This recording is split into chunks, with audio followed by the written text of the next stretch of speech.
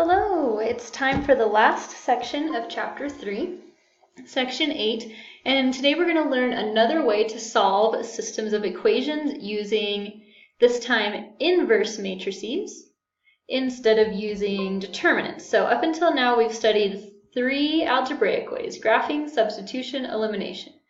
We've also learned how to solve with Cramer's rule, which is using determinants of matrices, and now we're going to talk about how to use inverse matrices to solve a system of equations. But before we do that, we need to learn about something called identity matrices. Identity matrices help us to find inverses, and then we're going to use that inverse to turn our system of equations into matrix equations and solve. All right, so our vocabulary for this section, most of it we're just going to kind of talk about as we go through, but a square matrix, just as a reminder, is a matrix that has the same number of rows and columns. So 2 by 2, 3 by 3, 4 by 4, all of those would be square matrices. All right, so let's start. We're going to start by talking about the identity matrix. And the identity matrix is a square matrix, so that's important. I can only have an identity matrix that's a square matrix that has a 1 on the main diagonal and everything else is 0. So for example, if I have a 2 by 2 matrix, then the identity matrix for a 2 by 2 is 1, 0, 0, 1. So I have 1s here on the main diagonal and everything else is filled in with zeros. The cool thing about the identity matrix, if you remember the identity property of multiplication, if I take 1 times 3, I just get 3. Or if I take 3 times 1, I just get 3. It doesn't change it. That's what happens with the identity matrix. So if I take my matrix A times my identity matrix I will get A. And the cool thing about the identity matrix is even though normally with matrix multiplication, those are not necessarily equal. So if I do A times B, it's not the same as B times A. But with the identity matrix, I can multiply the identity on the left or on the right, and I'll still get my original matrix. It won't change my matrix.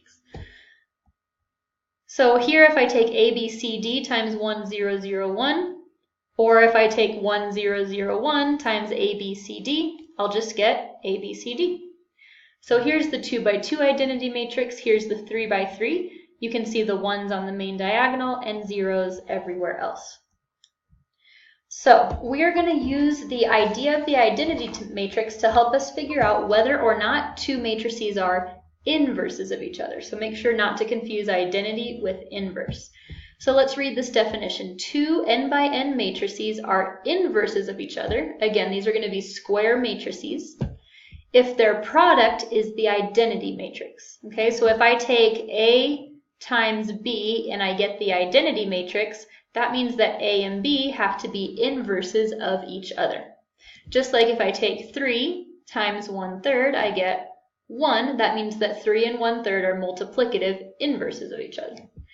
If matrix A has an inverse, we write the symbol like this, A to the negative 1. It actually reads A inverse.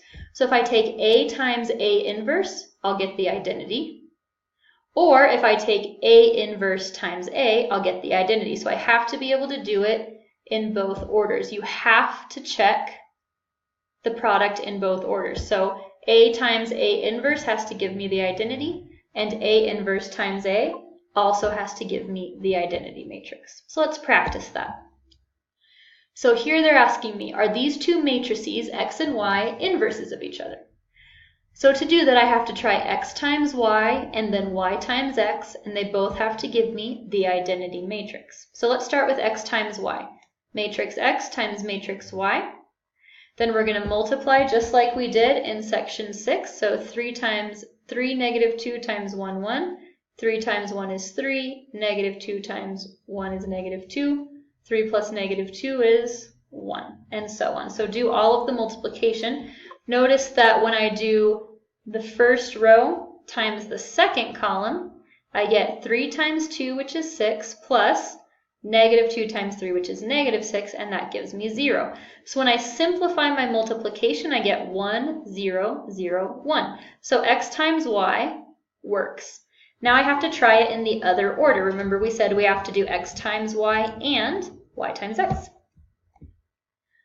So when we do y times x, I just write it in the other order, and we're going to multiply again. So 1 times 3 is 3, plus 2 times negative 1 is negative 2, 3 minus 2, or 3 plus negative 2, is 1. 1, 2 times negative 2, 1. I take 1 times negative 2, which is negative 2. 2 times 1, which is 2. When I add those, I get 0, and the same thing happens with the second row in the first and second column. So I get the identity both times. That means that x and y are inverses of each other, for sure. Let's look at part B. We're going to do p times q and then q times p. P times q, when I do the multiplication, notice that the matrix I get is not the identity. It's not the identity matrix. The identity matrix has to have 1s on the diagonal, the main diagonal, and 0s everywhere else. Since this is not the identity matrix, I don't even have to try q times p, because since p times q did not give me the identity, I already know they are not inverses of each other. Okay, you guys try this one. Are these inverses or not? The answer is B, no. All right, try one more. The answer to this one is yes. So remember, you had to try C times D and D times C and prove that they both equal the identity. If you did not do both steps, you did not finish the problem. Okay.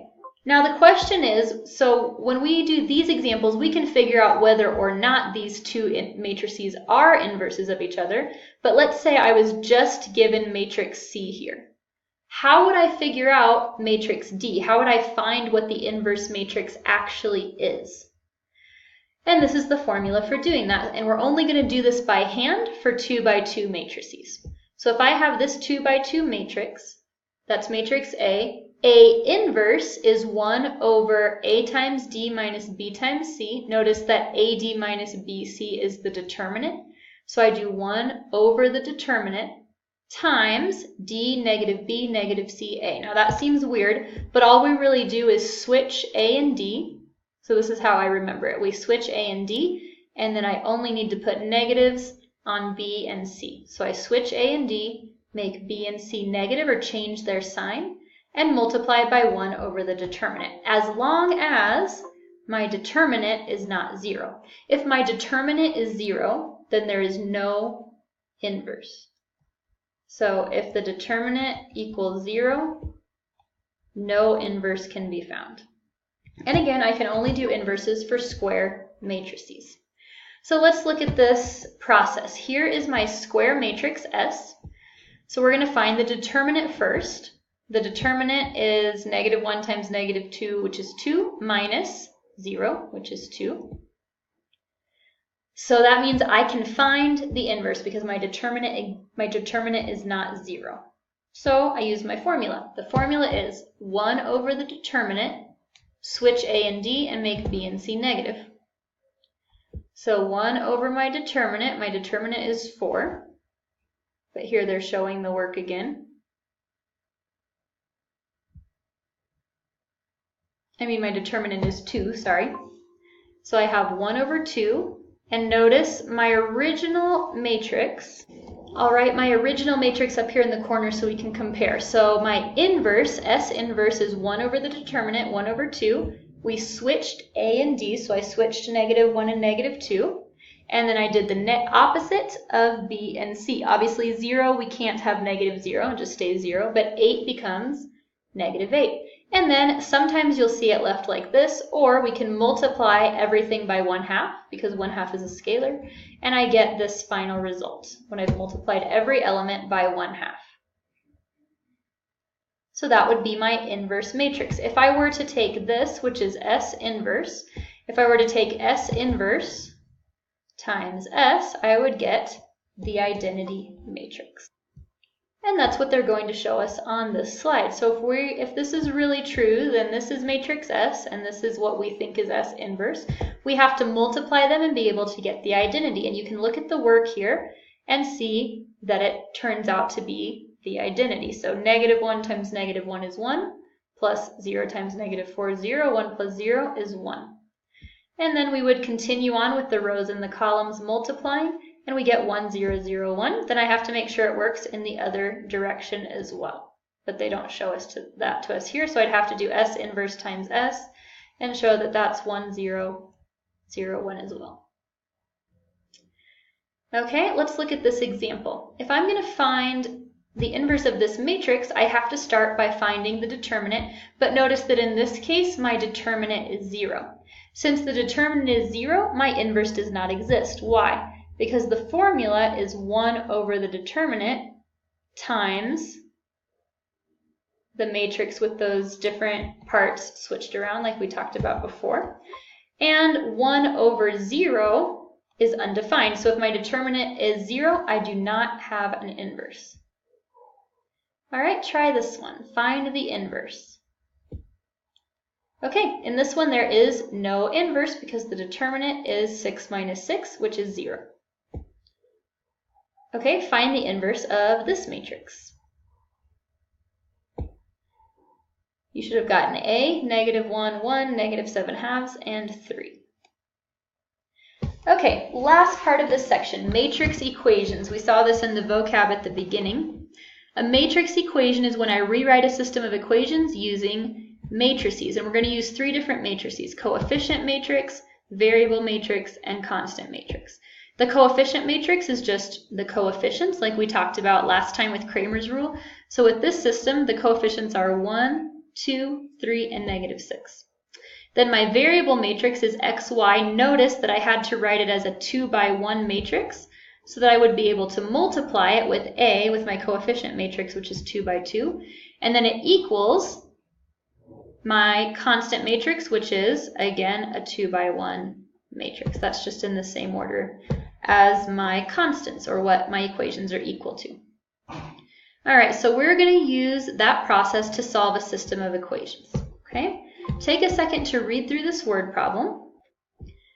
Okay, so here are the 2 equations that would represent this situation. X plus y would be 15 if we let x equal the number of popcorn machines and y equal the number of water coolers. That would be the total amount or the total number of things that they rented.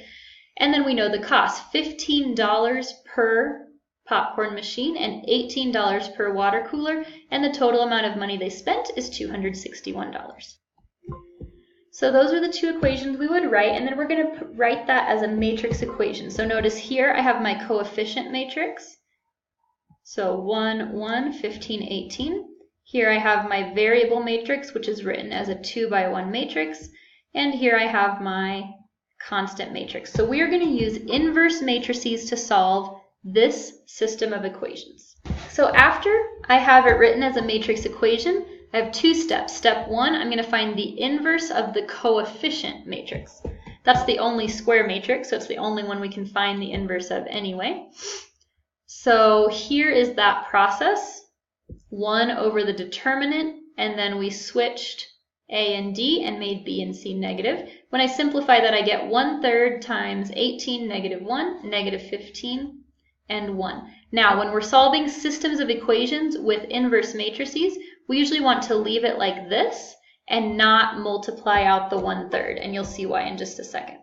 Step 2, we're going to multiply each side of the matrix equation by this inverse matrix that we got here. All right, so this looks a little overwhelming, but my original equation was this and this. And we're going to multiply. Notice we are left multiplying, meaning I'm putting my inverse matrix to the left of the coefficient matrix and to the left of the constant matrix. If I put this over here on the right, I wouldn't be able to multiply. It has to be this way because this is 2 by 2 and this is 2 by 1, and those middle dimensions have to match. So then we know that when I multiply the inverse by the coefficient matrix, I'm going to get the identity, 1, 0, 0, 1.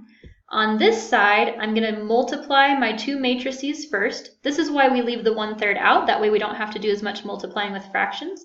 And I get 936 times 1/3.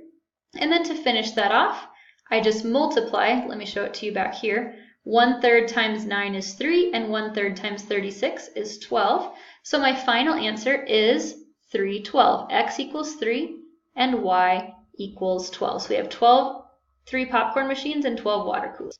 Try this one.